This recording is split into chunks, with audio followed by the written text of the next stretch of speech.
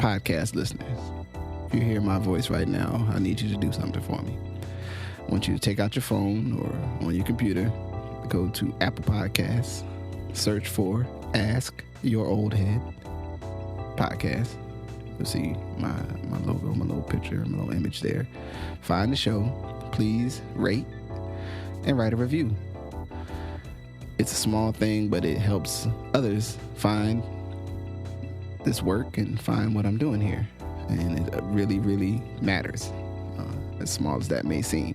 So if you could please do that before we get into the show, I would much appreciate it. Thank you for listening. Let's get into it. Peace. Peace. This is the Good Brothers. I'm Justice Rajee. I'm Majestic. And we're going to get into this week's discussion. So, Newsly God, I was processing of what would be a good thing maybe to center on, and where I would landed, I had a general idea of food. So I'm gonna start off with a question, like right now, like strictly for comfort, like what is a preferred meal for you right now today? Oh man, that's a interesting question. Like it's interesting through this time. One of the things you get to recognize, even in a city like Pittsburgh, you realize when stuff is closed, how much you don't have access to. You know what I mean? Like you really get to dig it. So I would say for me, a comfort would really be breakfast food. So like vegan waffles, vegan pancakes, just egg, giving y'all a shout out. So maybe y'all be ready to put some money on this when we take this to another level. Yeah, because I'm still one of them kids that breakfast at night, breakfast, for dinner. Breakfast Type, for dinner. breakfast and dinner was still the move. So I would say if there's anyone I could pick,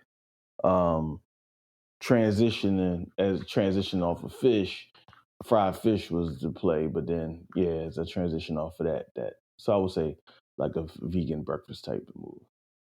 What about yourself? Well, I mean, some days it would be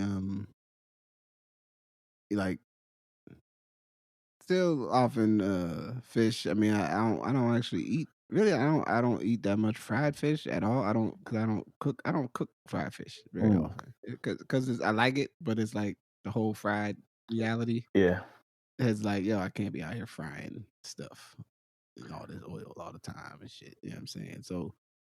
And then it's sometimes I'd rather go get somebody else fried fish real good than me have to clean it up and all that. Yeah, and put that oil in a jar. In a jar.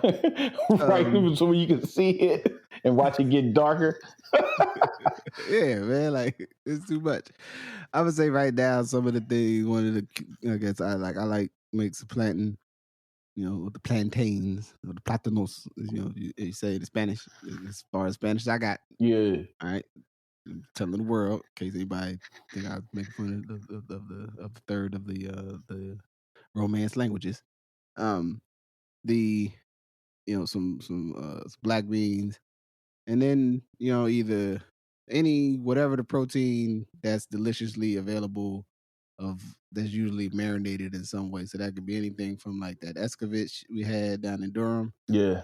To jerk chicken, to any of the vegetable alternatives that you could prepare, you know what I'm saying, and piece in there. You know what I mean? So marinate. That's right. Yeah, because it's the marinate, you know what I mean, and then that comes with black beans and plantains and maybe some rice, not too much rice, like a little bit of rice maybe, but really the beans, like them three.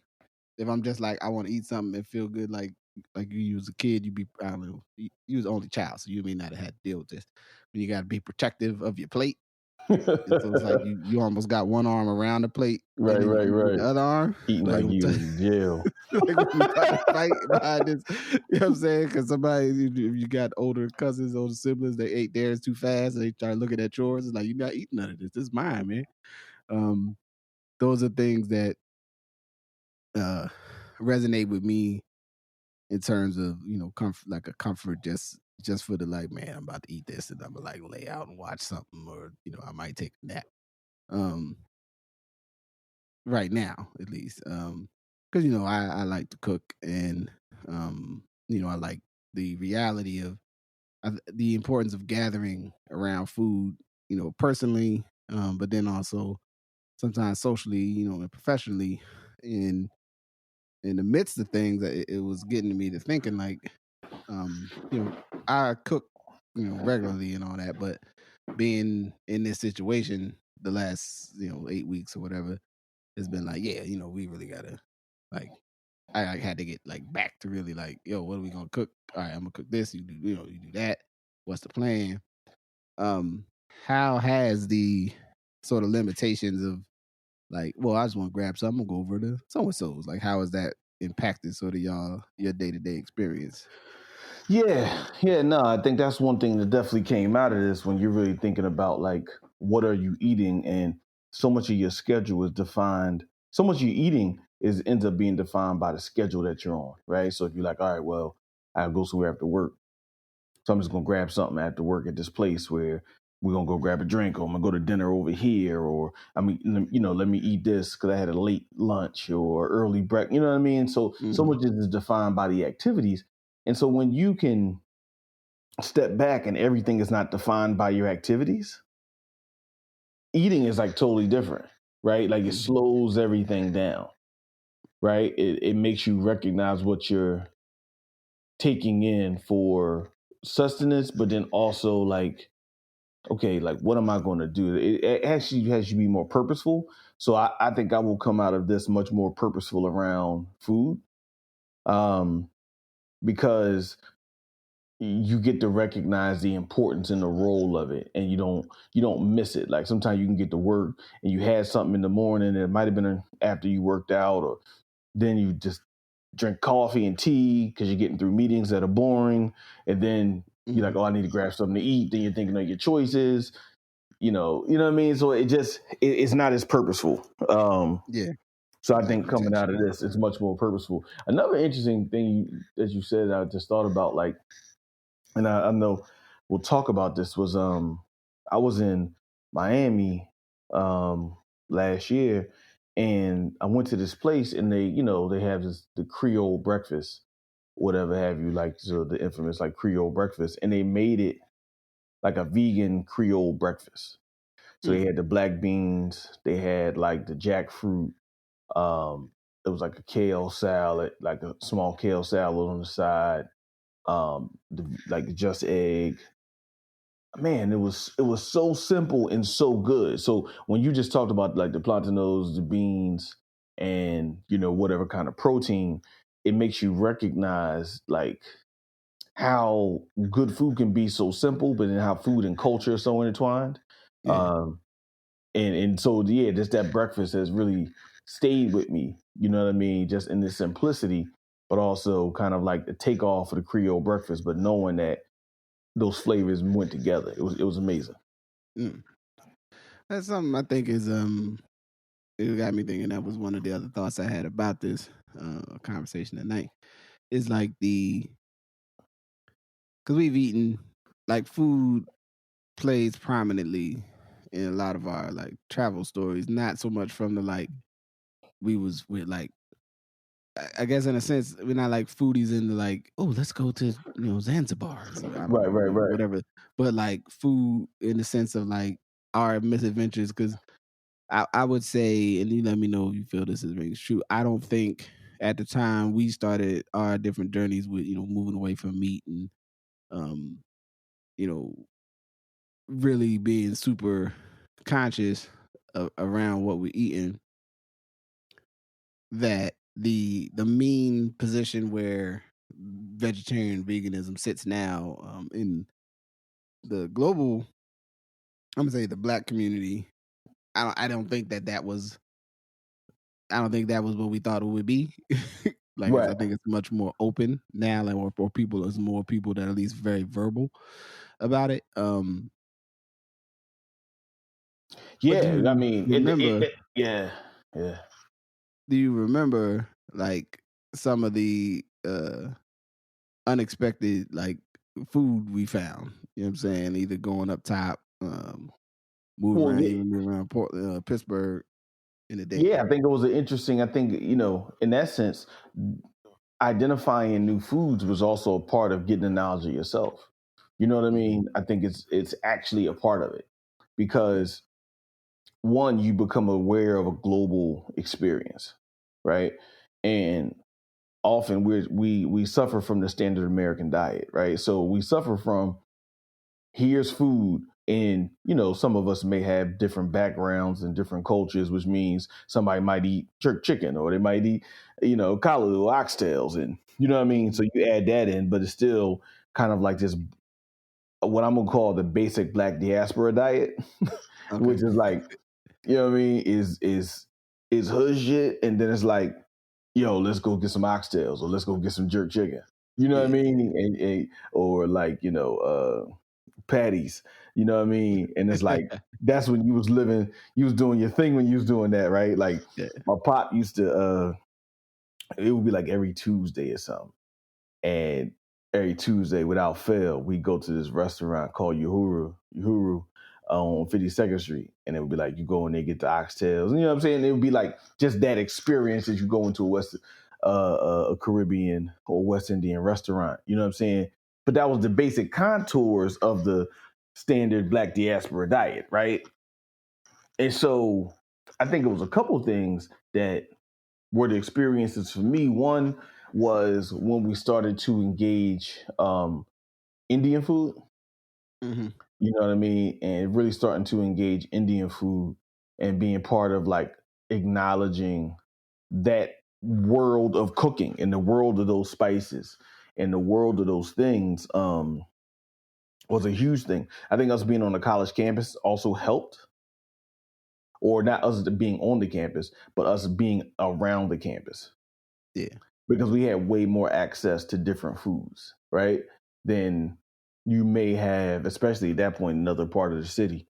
Yeah. Another one was Middle Eastern food or Mediterranean food, depending your kind of political perspective.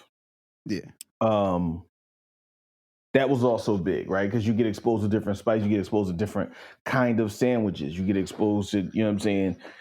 And these things were like really opening up the vantage points that we had while getting knowledge yourself. So you get knowledge yourself and you're learning about all these other cultures and all these things and the degrees and the lessons. Then at the same point, you're eating from those places, Yeah. So the trucks that, you might add on the left about it. And the trucks played a really big thing too, the food trucks on campus. Yeah. Yeah. I think the the t- the especially the I mean these for me like I knew it like I knew these other foods existed but they weren't convenient. Like growing up in Willingboro, like there was cheesesteaks, there was pizza joints, there was like a seat like place where you could get seafood. You know what I'm saying? And there was like all the the requisite chains and other stuff around. There was off and on again Caribbean spots. Sometimes they was open, sometimes they wasn't. Right. That's right. and then and then what I mean, then it was like you would see other, oh, like that's Indian food. Wonder what that is. But it's like that shit is on 130 between some stuff that my mom ain't pulling over to to go on no adventure to figure out if we could eat there or not. You know what I'm saying? So that was actually one of the things about being at on campus early on is sort of the like the dampers, you know what I mean, the bumpers that would keep you away from trying certain stuff were available. But I remember specifically, you realize that other food is not structured the same as sort of the way that like kind of standard American and especially standard uh you know I don't want to say African American. I can't say African American, but the standard sort of American diet, which like meat, side item. You know what I mean? Like usually like potatoes, rice, um, and then like a vegetable, and then something spicy, Right. or not spicy. You know what I'm saying? Or sauce of some sort. And then it's like other foods. It's like a dip, or it's stuff with like you eat it with bread, or like it's it was structured in a different way, which it's reflective of those cultures. The note I had down here is what do you think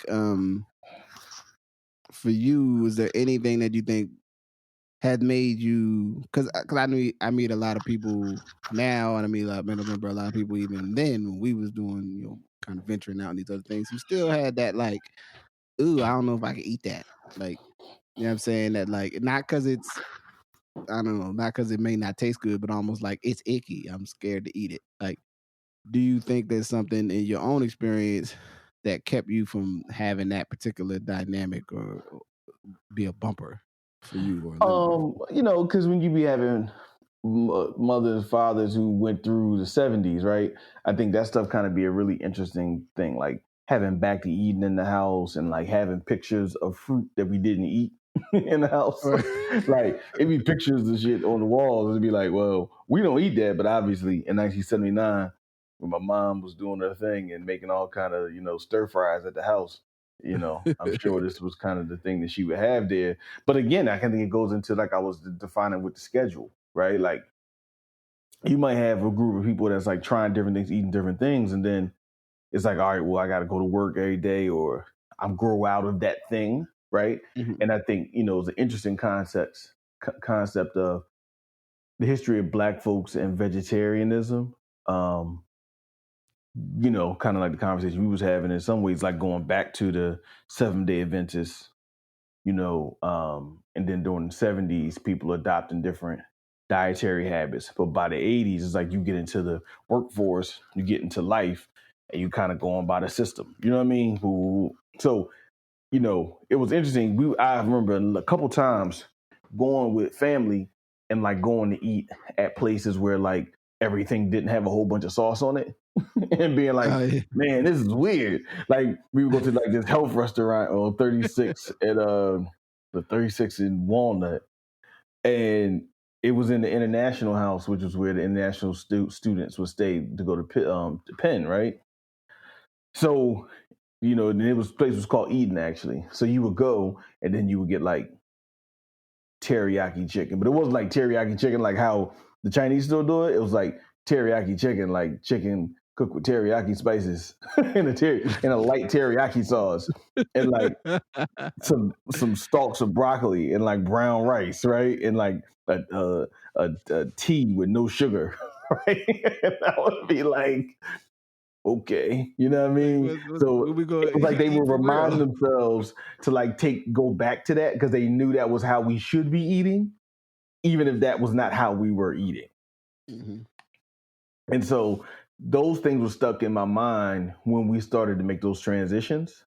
Or the other thing, Patterson's in Philly, the long standing, they closed now, but the long standing vegan and vegetarian restaurant Black vegan vegetarian restaurant owned by some Seventh-day Adventists in Philly.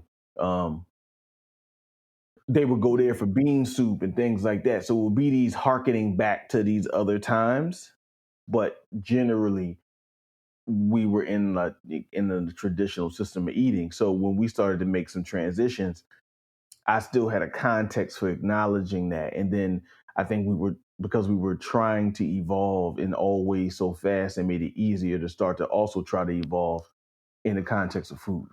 To me, my reference point for like, what at least, growing up in the 80s was like, health food eating or what they would call it. Like that kind of reality was my Uncle Bob, it's my pops. People one love Uncle Bob, man. He's out there. Uncle Bob. He's out there kicking it. And he used to after my pop passed, we go spend a night, take us for the weekend. We go do like man shit, play tennis, take us to the gym and shit, It'd be like steam rooms, all kinds of racquetball shit like that. And, guys, like, just sweating, like, I guess I'm just supposed to be in there, just everybody here sweaty with towels on and shit. Fuck it. And work out. And so then he make us like buckwheat pancakes and shit, and fucking just boil some okra and just give it to you. Like, it's okra, it's good for you. You know what I mean? But it was from like an athletic training perspective. You know what I'm saying? His shit was like, if you need to lose some weight, you make the cabbage soup. You know what I'm saying? You this cabbage soup, You hook that up, you eat that for the week, and then you lose some weight. You know what I'm saying? Like that kind of old school, like that angle. You know what I'm saying? On like alternative ways of approaching food, and stuff to avoid. You know what I mean? And what stuff all to do. And then the whole piece where I don't know if you remember, but the time frame where it was basically like if you reach for the salt, if with certain black men, they would look at you like you was, you know what I'm saying, like you was Oh a hell vampire yeah, or some shit. Like hell what yeah. you gonna do with that salt, brother? Yeah, that's what I'm saying. Like, yeah, that holdover from those mentalities. You know what I mean? That like, yeah, come on, you don't need all the salt in that, brother. You know what I'm saying? It's good. It's good just as it is, man. It tastes just taste the food for what it is, brother. I'm trying to put everything on it. I feel like I want some salt on this, man. This shit dry, man. I just got a bite. It's terrible. So, here's one for you though. I was thinking about. So, what's if you can jog your memory? Because I got one. What's one of the best unexpected plates of food? You know what I'm saying? We've found together in our travels that you Oh can. man, that's easy. This one is easy, and it's an interesting context of culture in a lot of ways. 1999, me, you, and Knowledge Bill, we went down to DC for that, like the documentary that was coming out. I remember my mom had put us on, Yeah. and the brother Eve's like pop was it was a sister, and then Eve's pop, I guess, had put my mom on that this was happening or something, kind of Philadelphia shit. So Yeah. like she was like, yo, y'all need to go down there, y'all doing your music. You know what I mean? Y'all need to go down there and make a hookup. Hooked up with Eve, right? Like so you know what I mean? We ran down, made the run, did it, and then we went to U Street to go get something to eat. And we went to Islamabad. Mm. And Islamabad was on the corner of 14th and U. And this was 98, 99 DC. So, it was kind of old DC. Yeah. Like it was downtown locker room over there. And, the block was still the block. Like it ain't like now where like, it's just not the same, right? This was 99. So for me, that was because we went and they had the bread, and the bread was so soft. Man, a lot of good vegetables. Yeah. I forget if they had fish, but I know we eating Yeah, they had the vegetables. fish. They had that little fried. There was already, you know what I'm saying. You could get one if you wanted or whatever. I Gotcha. remember getting some. Yes. Yeah, so you know what I'm saying. So that place was really because it was like that was the other thing. It was like Islamabad, so it wasn't like the other Indian food we was eating. Yeah. You know what I mean? Yeah. Because they had the oven and the fried fish a certain way. You dig what I'm saying? So that's what really stuck out to me about that. So got to see kind of the more I don't know. I think a lot of, and not to go too deep into a rabbit hole here, but most of the context of what we have for Indian food is really Punjabi food. You know what I'm saying? Yeah. And so, Yeah. when you know that, North it's like you Indian. go places and you getting peas and that tomato sauce and kormas but then when somebody like, yo, here's some greens, a piece of fish, and a piece of bread. Right. And Like a this is like, relish. yeah, it's relish, right. And it's like, oh shit, okay. You know what I'm saying? So that would be the one that specifically I know that we had a unique experience around food that connected to a broader unique experience. So the one I had in mind was when we found the halal Chinese food spot in Oh Brooklyn. man, yeah. Because I mean, as far as I was concerned, we was just trying to find a place to eat. Like I don't think anybody had any idea Oh, the that one on Fourth existed. Ave. You talking about the one Yeah. on Fourth Ave? Yeah. Is Yeah, that because show we weekend? turned. It was either that or it was might have been a family day, Medina family day. Okay. And we turned and it was like, oh well, let's I think it was show and prove. I forget why we was we was doing what we No, was because we was in Medina. We was in Brooklyn. For those who was in Brooklyn because the picnic was over there. Yeah, The that's picnic was that over there in year. the park. Yeah. So Okay. the picnic was in the And park. And we went, we was pulling out to head. I think we was gonna go back to the hotel, like to chill up for a minute, then come back over or whatever. Right. And we turned the corner and it was like, well, I mean, we in New York, gotta be some food somewhere. And it was like, we turned another corner and turned the corner. I was like, halal Chinese food. What's that? Like we pulled up and it was, it was exactly what the sign said. It was all sorts of, plates, and you could get it with tofu. You know what I'm saying? You didn't have to get it with meat. And they had, I think I got the coconut something, or I want to say I got coconut something. I remember broccoli and coconut milk, and it was delicious. And it was unexpected. It wasn't overly priced either. If I remember Wait, so correctly. this is the buffet. You're not talking about the other joint. You talking about was this a buffet or were you No. You had ordering? to order. They had like it was a blue and white sign, and they had you could it was basically like some of the stuff you would maybe find like in a corner store ish kind of Right, because they no, were okay. like Malaysian. You Like are they talking was about the one on the Chinese, fourth edge. ethnically Chinese from Yes. Malaysia. Yeah. You know what I'm saying? So Yeah. it wasn't really like, the food we associate with American Chinese food. It was like similar, but it was really more Southeast Asian Right. style. You know what I'm Yeah. saying? But it was all halal, and they had vegetarian stuff, and then if they had meat, it was halal. Yeah. That's the infamous spot too, because a lot of people, there's that spot, and then there's a couple spots deeper in Brooklyn that are usually around masjids that Okay. are open around the time of prayer. And they would have halal buffets, so you go in and like you could just choose whatever you call like no pork on my fork or whatever. And so they have like two different kinds. Yeah, but no, man, that spot because they also did fish. They would do like a lightly fried fish, and then they would do curry sauce over top of it with the rice. Yeah. We out here eating.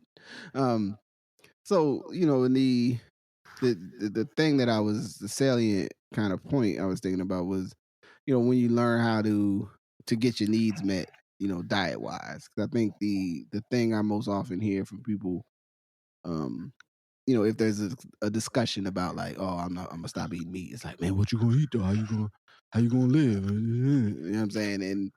And like veiled in that is a comfort piece. Is a like, how can I order, you know what I'm saying, something to eat somewhere and make sure I'm going to get something that tastes good, you know what I'm saying, or the food combinations. And there's also sort of just the social stigma.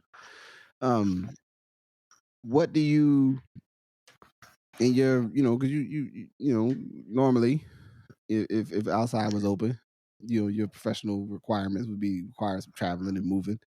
What do you think has helped you? What is something that goes into your thinking when you're trying to plan like for travel, mobility wise, but still to meet your dietary needs? Like, what is some of the stuff you do? So that's an interesting question because I think it's been a lot different over the last 5 years. Vegan eating has become so ubiquitous, whether it's like places that have access to plant-based foods, right? Because it's one thing to be like, yo, we just got plant-based foods. We don't call it vegan. It's just these three things. You want them, fine, right? And then there's people who are usually mimicking some sort of other kind of food, usually some comfort food in a vegan way, right? Those things have become so big as plant-based eating and alternative stuff has ramped up that for me, for the most part now, to your point, like it's a really interesting experience to eat in a plant-based way in different cities because you start having these different experiences. Because it's like UK, let's say if we in Chicago, it's like, all right, now you go down to Soul Veg. Okay, so you head down to Soul Veg, and like this is a very interesting experience you have at Soul Veg in the middle of a majority black neighborhood on the south side. You know what I mean? Where you go get your plates, and you might see everybody. You might see politicians. You might see a cop. You might see somebody hustling, a bar owner. You know what I mean? Like just this really interesting thing of people eating it because they're advancing health, but also people eating because they find it good. Yeah. Right. So you have that kind of experience, and then you go all the way to like, okay, you might go eat somewhere because it's like a highly regarded like 4-star like vegan high concept place. You know what I mean? So I found myself having really different experiences and really in different cities based upon plant-based eating that really kind of makes the city a little more open for me, right? Because a lot of times it'd be like, all right, well, you'll stay at a hotel, and it's like, all right, well, I'm gonna just go outside and find the first thing to eat. Mm-hmm. Right? I can't never do that. You know what I'm saying? Like, there's no such thing as like just go find the first thing. Yeah. It's like, no, okay, I'm out. I'm a week and a half out. Where are the 4 places I'm going to eat? You know what I mean? When I'm in the city, but that gives me another experience that makes it actually a more fulfilling time, right? So a lot of it is searches, looking at places I may have been, people that may have been to those cities before, and I really use that as a framing for almost like a foodie-ish experience, because you're then having to like get around the city and be thoughtful around the culture of a city. Yeah. Based upon the food. Yeah, I think that's I mean, and that's something from a skill set wise, because the crazy thing is we used to figure that shit out without with barely real Right. internet. You know what I'm saying? We Right. used to pull up and it was like, yo, you can't use the internet like in the car. You got to use the internet before you leave. Like, all right, let me.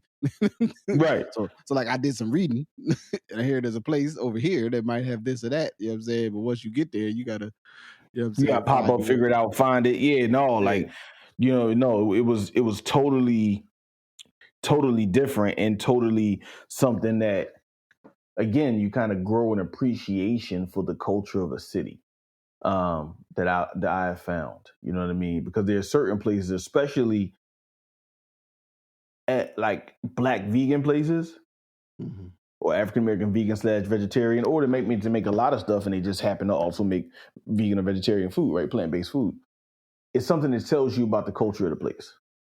Another example is Simply Wholesome, right, in LA. Yeah.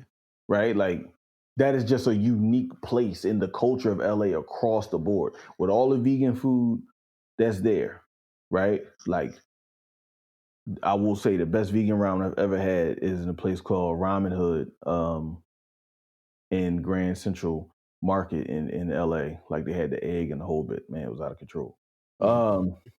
Like, out of control. They had the cold buckwheat ramen. They had the hot. They had the different shoyu. Oh man, just out of control. But like, so like Simply Wholesome is like really one of them places that's like the soul of the west side of LA. You know what I mean? And them combining culture and food just tells you a story. You know what I mean? And so I think those things are really rewarding. And I think that regardless of what it is, because if you figure, even in the science of food, I'll go see places that I can't eat nothing in the place. Like, I'll go to parts of Chicago and just go look at the restaurant. They got this thing called like aquarium. They use like aquariums to make barbecue. Okay. Oh yeah, I think I think I know what you're talking about. And so, really close to Soul Veg over on 75th, they got the place where they use the aquariums to make the barbecue, right? Yeah. So I'll go over there just because that is just an interesting part of Black culture. You see what I'm saying? Like, separate if I eat it or not, that doesn't matter. It's still an experience that I should go have. You know what I mean? So I don't let my personal choices also divert me. You know what I mean? Which I think is difficult for people, because I think in a lot of times people have been forced to be like, all right, well, are you plant-based or not? So it's almost like, if you're not plant-based, then why should you go eat something that's plant-based? Because you're not. Versus you eat a whole collective of things. This just happens not to have meat in it today. You know what I mean? But it's not like a big deal, right? It didn't, like I said, conversely, even if you're a plant-based person, just acknowledging and understanding the history of food in our communities, you know what I mean, often might have you pop up on something and doing a knowledge to it, even if it's not how you roll. Yeah, I mean, I think it's because when I was drawing this up, I was thinking about the early sort of, ideas around like eating alternative things, or things that are considered alternative or were considered alternative at the time, not necessarily that they are alternative. But having a critical consciousness sort of about what you about to eat, where you're gonna put it in, who you getting it from, and how that, for my kids as an example, you know what I mean? Like, we don't do, I mean, I guess now some places that they do like are places that are in the aggregate fast food, but they're not the fast food anchors, that most people associate with American childhood, you know what I'm saying, which is Burger King, pardon me, McDonald's, Burger King, and then whatever the rest of the chain is of of fast food joint, burgers and fries, shit like that, Happy Meals and motherfucking Right. juice boxes. And that's intentional on our part, but also like, we diverted, due to different reasons. We, it's like, we don't eat them foods.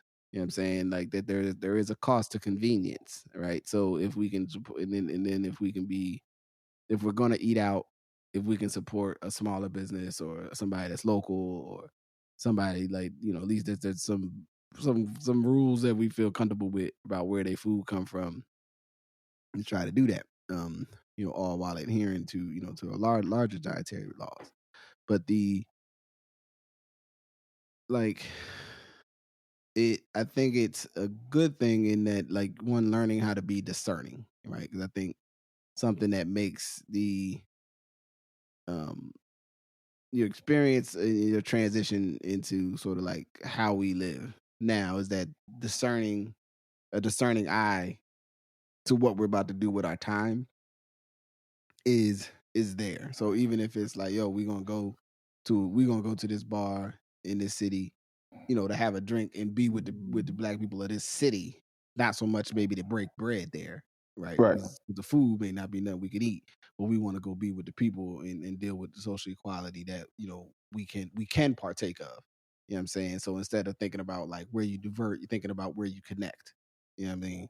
And that some folks, sometimes we can find definition in our derivation from others as opposed to our intersection. You know what I'm saying? And where we connect. And I think that, the upside of or the more positive side of that is going, yeah, like if I'm in when we went to Miami uh all them years ago, and when we was in the bar, I don't remember, I can find it on the map, but it was a You whole talking about that bar that was like Cheers yeah, on and then across yeah. and then Oh, across just across the street. Yeah. was they had the taco joint. You know what I'm The saying? taco joint Then across the they street. had a Yeah. whole cavalcade of different. They had vegetarian stuff. They had not vegetarian stuff. You know what I'm saying?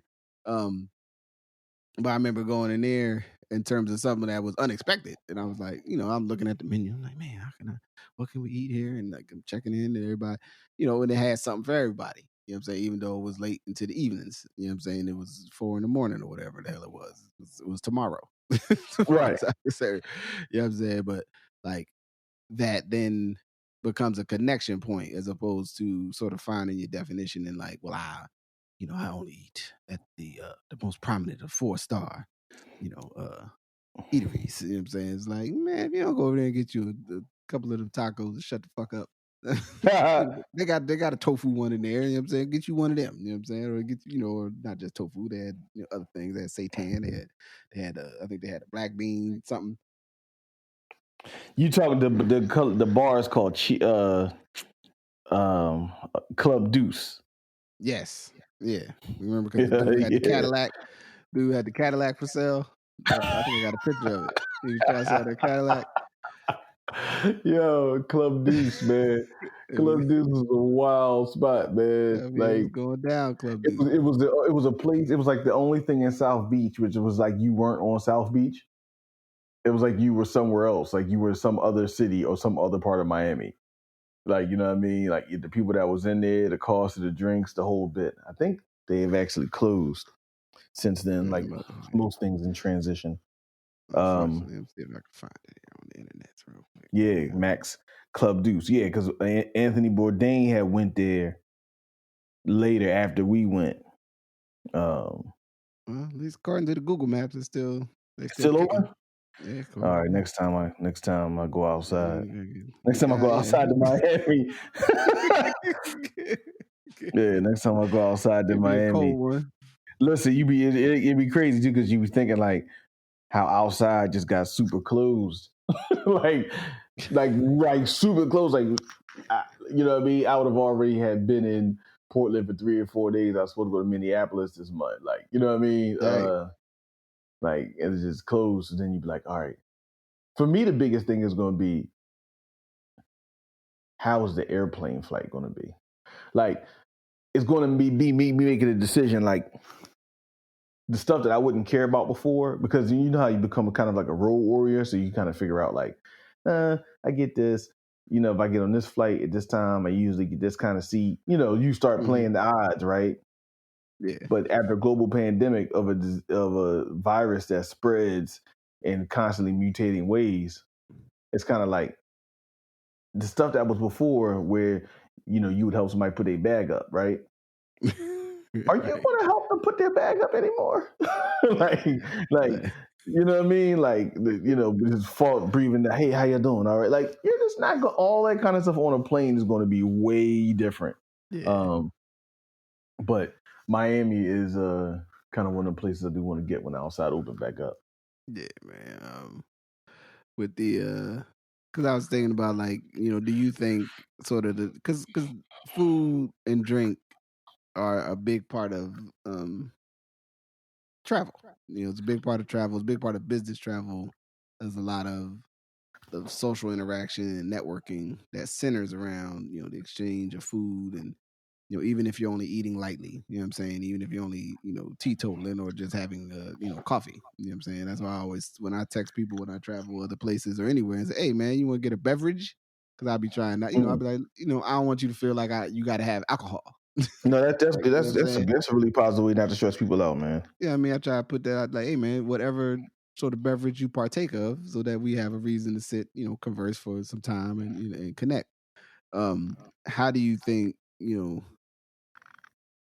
how much is that going to change, like with all of this, at least in the short term? Because I should say, for me, I think the biggest changes will be short term. I mean, unless this, you know, there's circumstance where it could take a couple years, but I say definitely within 2 years, unless all of society has devolved due to the massive outbreak of this particular ailment.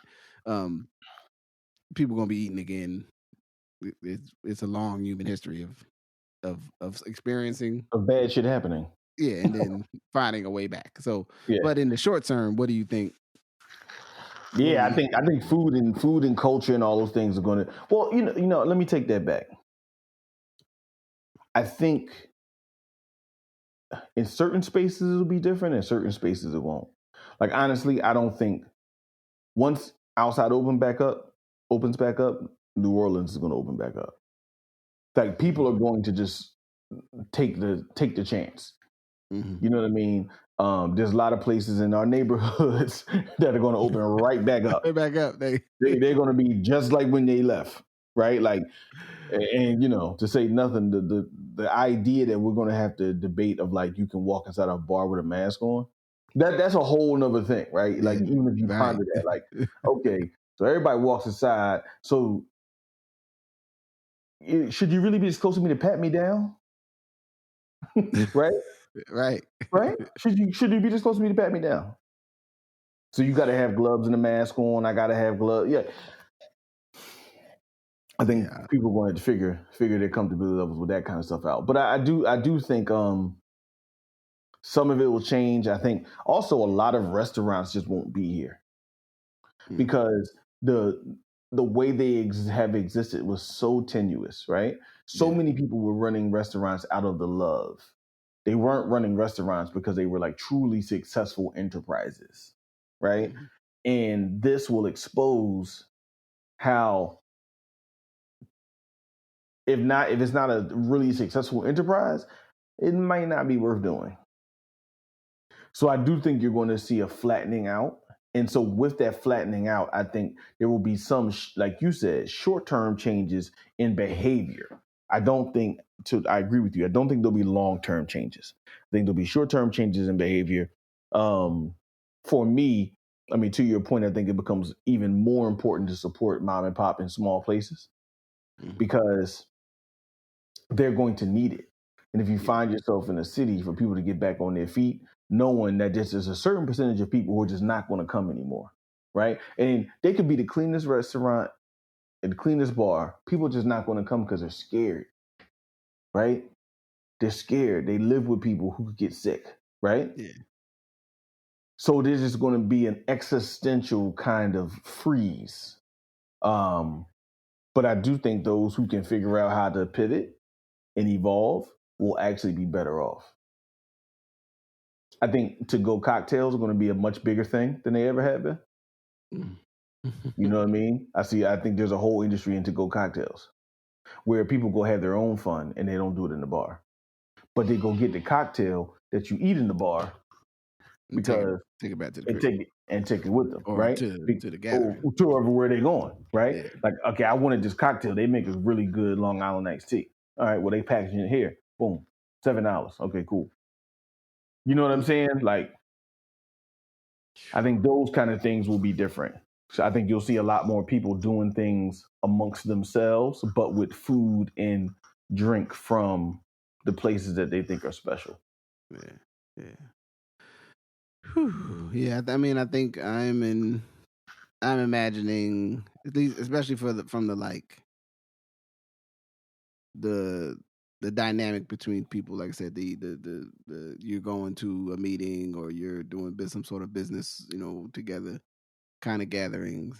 That type of stuff will for a time will be either very personal, like we're going to have a meal together, like at some sort of closed space. You know what I'm saying? Where it's a limited amount of people, and it's it's almost like a damn some kind of other time and space date or grooming process or what do you call it, a courting and shit. You know what I'm saying? Or it'll be very like it's in a very open space and it's kind of like we're just gonna like agree to talk to each other for 40 minutes and then we're gonna then we're gonna leave and go our separate ways. Or if we have this meeting at all in person, if you don't live locally. And I think people in networks, I think it's I live with a family. You know what I'm saying? I have, it's 4 of us and parents and 6 altogether. You know what I mean? And God, you know what I mean? So it's a bubble, that may extend out to 7, 8 people. At some point, with proper management, 7 or 8 people will want to be hanging out with each other, but not hanging out too much with other people. You know what I'm saying? I think that's going to be for those that is sort of closing quarters on, like, I hang out with these 8 to 10 people. I don't hang out with nobody else though. You know what I'm saying? I don't just do the like $2 shot night at Dingo's and shit. You know what I'm saying? Right. Like shit like that is gonna take a beat down. Like all of those sort of structures that have been predicated on the idea that you're cool just showing up and being with anybody. But word. So we getting close. I want to close on something not that. So we're eating and thinking about what would be for you, because I know you're not super prepared food dude. What would be something that you would look to stretch yourself to experience, from a culinary perspective? What's something that you haven't had the chance to sort of have on your plate, or to have as what you're doing that you maybe would put on the, like, let's put that on the docket to make that happen in the next year or 2? Like I said, interesting.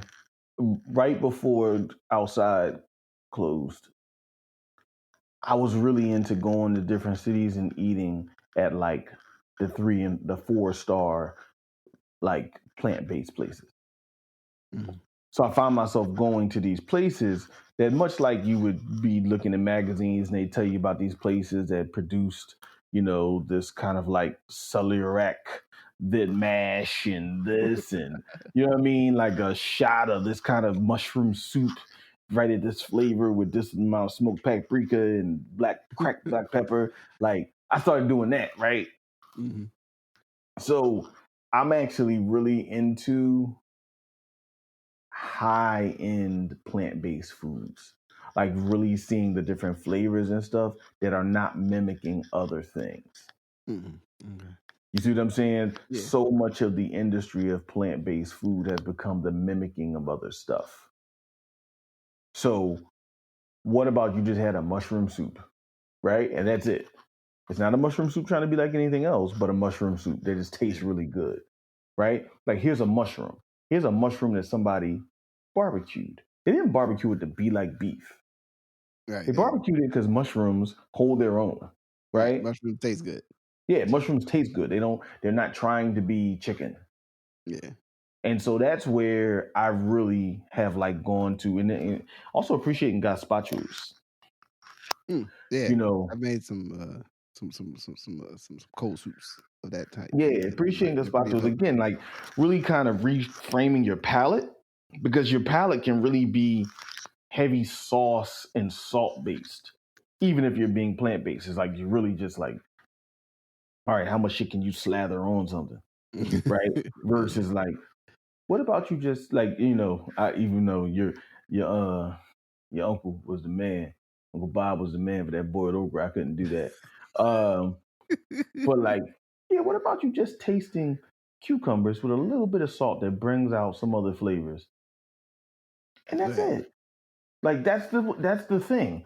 Like, and it doesn't have to be a statement. It's just really tasting a plant in its kind of raw form. You know what I mean? Like its form. And so that's really where my palate has gone.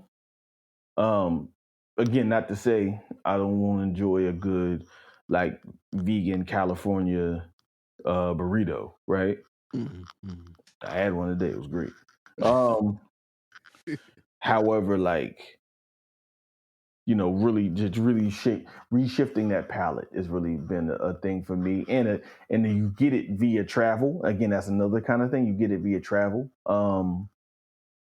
There is a place called Apteca here in Pittsburgh that does kind of like vegan plant-based, because they do plant-based, 100% plant-based, like kind of Polish and Russian food.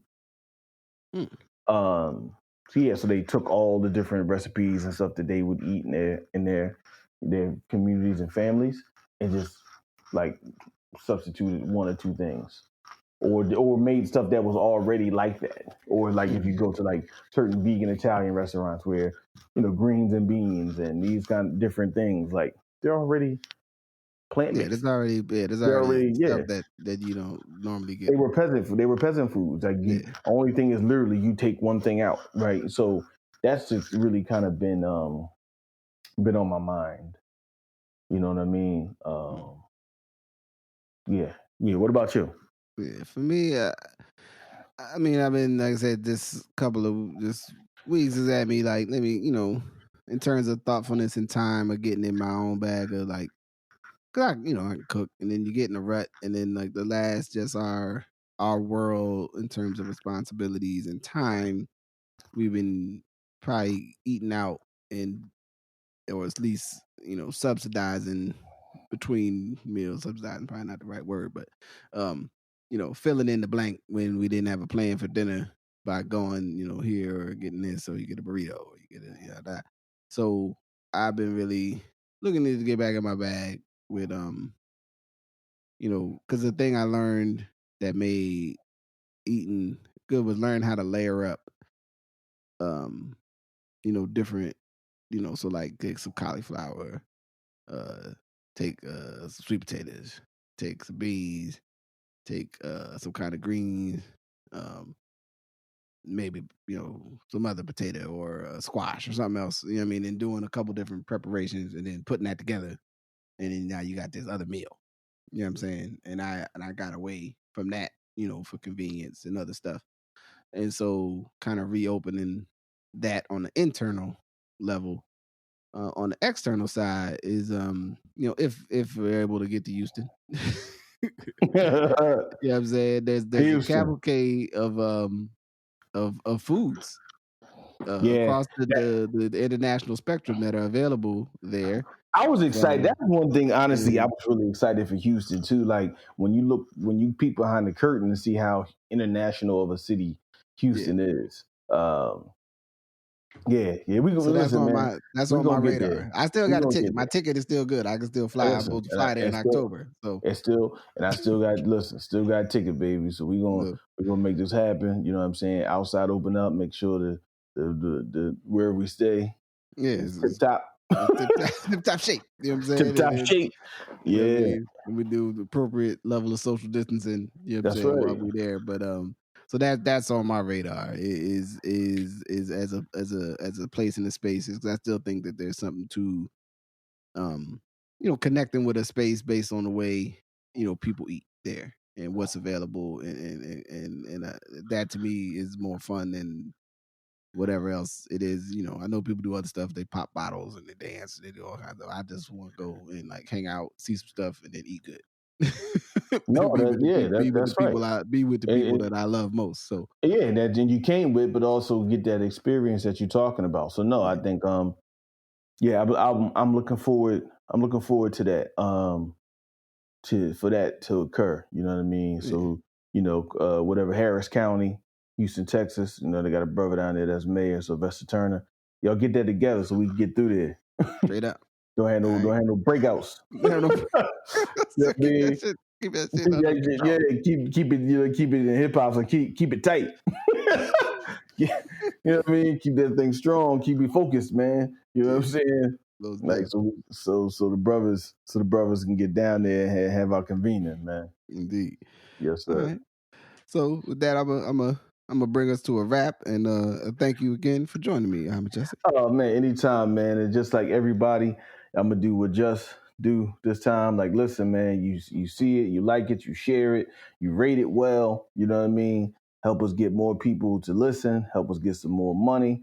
You know what I mean? We really appreciate y'all listening. You know what I mean? So really, ask your Oldhead wherever you follow it. You just, I don't know if you tell people where to find it. That's on you. But I'm just saying, wherever you find it, you know what I'm saying? Please check us out, rate it. Let people know you like it and share it. Indeed. Well, I always tell them, you can find us at asholdhead.com. You can just search. Right now, if you search The Good Brothers, I'm working on that from an SEO perspective. But, man, search for it and listen, share. And, I'm going to probably actually put a couple videos up about, showing you how to find podcasts. It ain't that hard, but, that's the question I get most often. How do I find that? And I'm like, anyway, we'll find out when I shoot the video. But so with that, I'm gonna say peace and thank you for listening to The Good Brothers. Peace. Thank you for listening to The Good Brothers. Thank you to my good brother, Majestic, for joining me once again. The Good Brothers is a part of the At Your Oldhead network of podcasts, Pedigree Media, Concepts and Development. I hope that you are finding our weekly connection engaging, useful, entertaining, what have you. Please like, subscribe, share, all the above, right there on the Ash Oldhead feed. More to come. Appreciate you. Thank you to all of you for rocking with us through this challenging time. We'll see you in the next episode. Peace.